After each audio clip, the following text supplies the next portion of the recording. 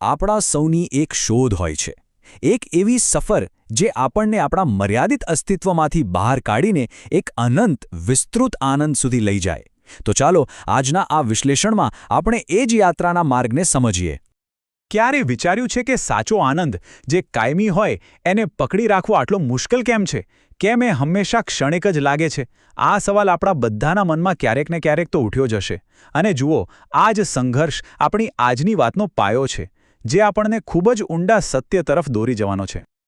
આ વાતને સારી રીતે સમજવા માટે ચાલો આપણી વાર્તાના એક પાત્ર રોહનને મળીએ.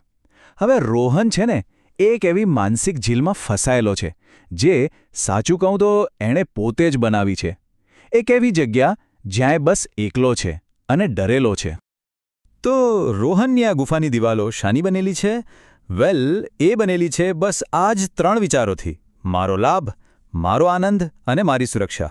બસ આ જ હું અને મારુંવાળા વિચારોએ એને અંદરથી કેદ કરી રાખ્યો છે અને સાચા આનંદથી જોજનો દૂર રાખ્યો છે. આ જે સમસ્યા છે ને, એનું મૂળ છે સંકીર્ણતા. હવે અહીંયા સમજવા જેવી વાત એ છે કે સંકીર્ણતા એટલે કોઈ નૈતિક ભૂલ નહીં, પણ એ તો સુખ પર લાગેલી એક મર્યાદા છે. જાણે એક એવી સાંકડી ગલી જે અનંત બ્રહ્માંડ તરફ જતા વિશાળ માર્ગને રોકીને ઊભી હોય. બસ આ જ છે સ્વાર્થની સંકુચિતતા. તો સવાલ એ છે કે આ સંકીર્ણતાની જેલમાંથી બહાર કેવી રીતે નીકળવું? અને નવાઈની વાત તો એ છે કે આનો જવાબ બીજે ક્યાંય નહીં પણ આપણી આસપાસની પ્રકૃતિમાં જ છુપાયેલો છે. એક કુદરતી સિદ્ધાંત છે, વિસ્તરણનો તર્ક. જરા એક ફૂલનો વિચાર કરો. એ ક્યારેય પોતાની સુગંધ પોતાના માટે સાચવીને નથી રાખતું નહીં. એ તો બસ એને મુક્તપણે આખી દુનિયા સાથે વહેંચી દે છે.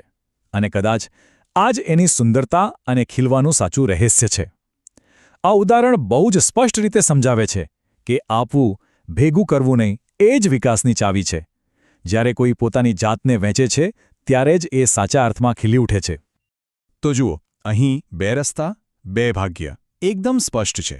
એક તરફ છે સ્વની ગુફા, એટલે કે સંકીર્ણતા, જ્યાં ધ્યાન ફક્ત મારા લાભ પર હોય છે અને પરિણામ ડર, અછતની ભાવના અને એકદમ મર્યાદિત આનંદ. હવે એની સામે બીજી તરફ છે સૌનું બ્રહ્માંડ, એટલે કે વિરાટ, જ્યાં ધ્યાન સૌના ભલા પર છે અને એનું પરિણામ સહિયારો આનંદ, વિસ્તરણ અને અનંત શાંતિ. આ ખરેખર તો એક પસંદગી છે, એક મર્યાદિત અસ્તિત્વ અને એક અનંત અસ્તિત્વ વચ્ચેની. અને હા, આ જે વિચાર છે એ કંઈ આજકાલનો નવો વિચાર નથી. એના મૂળ તો આપણા ઋષિઓના શાશ્વત જ્ઞાનમાં રહેલા છે. તો ચાલો આજે એવો જ એક શક્તિશાળી સંદેશ સાંભળીએ જે આ સત્યને સદીઓથી પ્રતિધ્વરિત કરતો આવ્યો છે. આ વાત છે સન 1987ના એક વસંત સંદેશની. એ શક્તિશાળી શબ્દો જે આજે પણ, દાયકાઓ પછી પણ એટલા જ પ્રાસંગિક છે. સમય કી માંગ હૈ कि हम संकीर्ण स्वार्थों से ऊपर उठकर विराट के लिए जीना सीखें. કેટલા સાચા શબ્દો છે. ખરેખર આજના સમયની પણ આ જ માંગ છે કે આપણે આપણા સંકુચિત નાના સ્વાર્થથી ઉપર ઉઠીએ અને વિરાટ માટે, એટલે કે આ સમગ્ર સૃષ્ટિના ભલા માટે જીવવાનું શીખીએ. આ એક વ્યક્તિગત પરિવર્તન માટેનું સીધું આહ્વાન છે. जब हम दूसरों के लिए जीना प्रारंभ करते हैं तो हमारी सुप्त आत्मशक्ति स्वतः जागृत हो जाती है. અને બસ આજ તો આખી વાતનું રહસ્ય છે. જે ક્ષણે આપણે બીજાના માટે જીવવાનું શરૂ કરીએ છીએ, આપણી અંદરની જે સુષુપ્ત શક્તિ છે એ આપોઆપ જાગી જાય છે. પછી સુખને શોધવું નથી પડતું, એ તો સેવાનું એક કુદરતી પરિણામ બની જાય છે. તો જ્યારે કોઈ વ્યક્તિ આ સંકુચિતતા છોડીને આટલો વિસ્તૃત દૃષ્ટિકોણ અપનાવે છે, ત્યારે એક બહુ જ સુંદર પરિવર્તન આવે છે.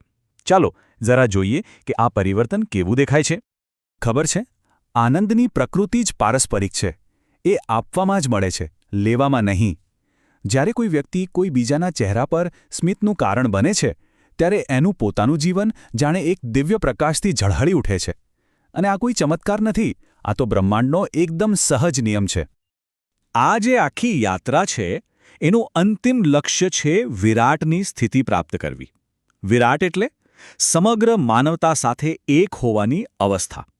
એક એવી સ્થિતિ જ્યાં વ્યક્તિગત સીમાઓ ઓગળી જાય છે અને વ્યક્તિ એ સાર્વત્રિક જોડાણ અને બ્રહ્માંડના મૂળભૂત આનંદનો અનુભવ કરે છે. તો ઠીક છે, આ ગહેન ફિલસૂફીને માત્ર સમજવી એ પૂરતું નથી. સાચો બદલાવ તો ત્યારે આવે જ્યારે એને જીવનમાં ઉતારવામાં આવે. તો ચાલો હવે એ જોઈએ કે આ માર્ગ પર ચાલવાની શરૂઆત કેવી રીતે કરી શકાય. આખી ફિલસૂફીનો સાર આ 3 સરળ પગલાંમાં સમાયેલો છે. પહેલું, સંકુચિત દૃષ્ટિનો ત્યાગ કરવો. એ સ્વીકારવું કે ફક્ત પોતાના માટે જીવવું એ જ બધા દુઃખોનું મૂળ છે. બીજું, પોતાની જાતને સમગ્ર સાથે જોડવી. એ સમજવું કે સાચો આનંદ સમાજના કલ્યાણમાં જ રહેલો છે. અને ત્રીજું, પોતાની પ્રતિભાને સમર્પિત કરવી.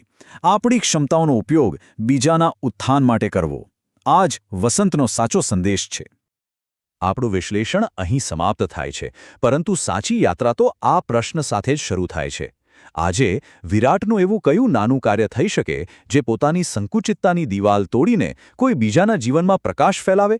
આનો જવાબ દરેકે પોતાની અંદર જ શોધવાનો છે.